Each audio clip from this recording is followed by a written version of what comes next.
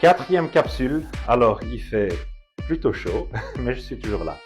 Alors si vous croyez qu'apprendre à calculer pour votre enfant, cela consiste à mémoriser des chiffres, eh bien c'est tout à fait faux. Le cerveau d'un enfant ne naît pas avec les nombres, il les construit et il le fait en 4 étapes. Je vous explique comment. Alors la première étape, c'est la fondation, de la matière à l'abstrait. Cette première étape, elle se déroule en 3 micro-passages, comme pour la méthode de Singapour. Le premier micro-passage, c'est la question du concret. Le concret, on le fait avec des balles, des pions, des objets physiquement touchables. L'enfant comprend donc le concept de quantité directement dans ses mains. 1, 2, 3, je retire une quantité, j'ajoute une quantité, je reprends toute la quantité, je remets toute la quantité. On voit déjà l'addition, la soustraction, le zéro et la totalité. La deuxième étape, c'est l'imager.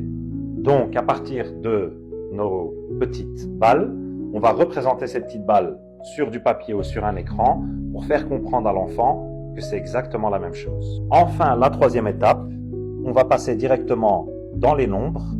Et donc là, évidemment, 3, 5, 6, 10, ce que vous voulez, le symbole pur, on arrive à faire la liaison entre ce qu'on a vu au tout début et les nombres qui commencent à apparaître. Le deuxième temps, ou la deuxième étape, c'est l'arrivée du soroban. Donc là, une fois les nombres maîtrisés, on introduit tout doucement le soroban avec les notions de base, en commençant par les unités et en allant jusqu'au million.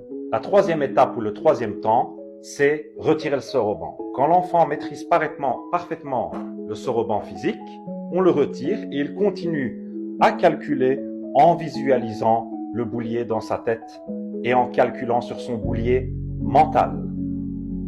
Quatrième étape et la dernière, on passe à la vitesse supérieure. Acuité du calcul, vitesse de calcul, jonglage plus calcul, calculer rien que par le son, c'est-à-dire en fermant les yeux, calculer en jonglant. La vraie question maintenant, c'est ton enfant, lui, il est à quel temps? Est-ce qu'il est à l'étape numéro 1, à l'étape numéro 2 ou plus loin?